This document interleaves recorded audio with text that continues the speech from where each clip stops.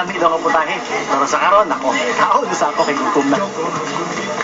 Todo lo tiene grande y es tan grande de verdad que le llaman animal.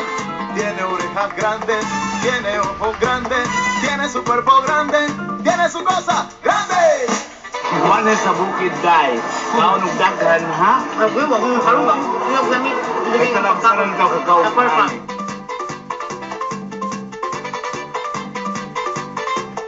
Honestly, ikaw, hindi ko pakita ikaw. Hindi mo mi agaw no? Dapat mga hindi ang makapamilya. Dapat anak ka sosyal ka mong katawa dahil. Oo, sa. ¿Será un ratón? No, no es un ratón. ¿Será un burro? El burro lo sé, lo sé. Parang lami niyo ang putahe. Ako kailangan mabalala kung siyang pangalan, ani. Tawagan na to ang Sales and Marketing Manager din sa Pearl Farm Beach Resort. Pailahin ko din si Miss Jel Ferrer. Miss Jel! May Hello, buntag, yan. Miss Jel. Buntag. Welcome to Pearl Farm. Ay, thank you kung kaya kag-ibita ninyo dire. O, Miss Jel, si tawag, ani nga putahe.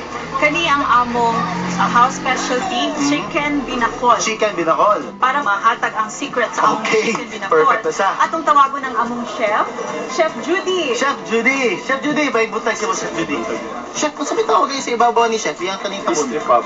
Pastry pa ko, para siya kanang flour, no? Farina. Farina. O kung sa ingredients yung gamit niyo, ani kay murag interesting niyo siya, wala na murag Buko meat. buko meat. Yeah. Ah, so Leto yun na siya iyan, ay protein. Ang giluto niya na ang sabaw sa butong. instead na tubig, sabaw sa buto ang gigamit.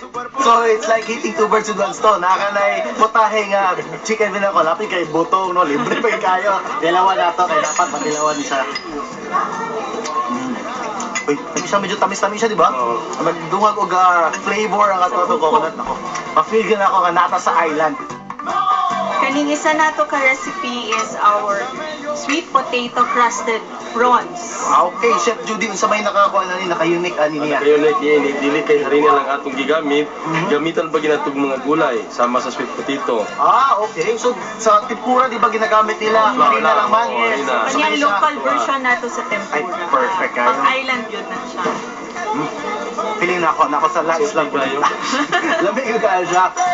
Here sa Pearl Farm, we are proud to offer our very own homemade ice cream na tayo mango and banana ice cream na diri lang yun. Dali na siya. Yes. Nako, kailangan matilawan ko na ako. Hindi pwede maka-escape sa kuha.